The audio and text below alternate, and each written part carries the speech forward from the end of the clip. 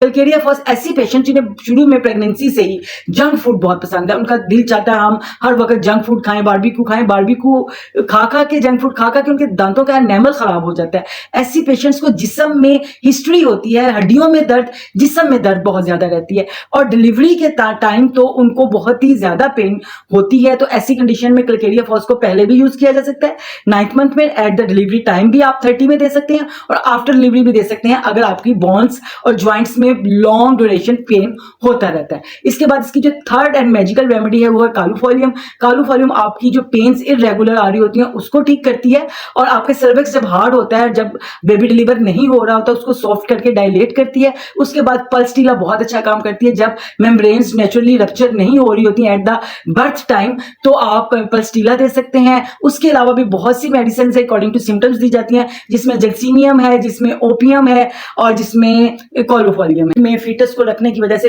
Patient की टांगें थक जाती हैं, पेशेंट्स आके कहती हैं डॉक्टर साहब मुझे तो लग रहा है जैसे खलियां पड़ गई हैं, तो आप आर्निका को यूज करवा सकते हैं पहले और डिलीवरी के टाइम, जिस वक्त पेशेंट को बहुत ही थकन हो रही हो, जिस्म में बहुत दर्दें हो रही हो, तब आप यूज करवा सकते हैं। डिलीवरी के दौरान हर घंटे बाद 30 में एक डोज दें और डिलीवरी के बाद जब एक लॉन्ग पेन्स के साथ आपने डिलीवरी कर ली है, फीटस पैदा हो गया है और आपके जिस्म में बहुत दुखन है, बहुत खलियां हैं, बहुत दर्द है, आर्निका बहुत अच्छा काम करेगी।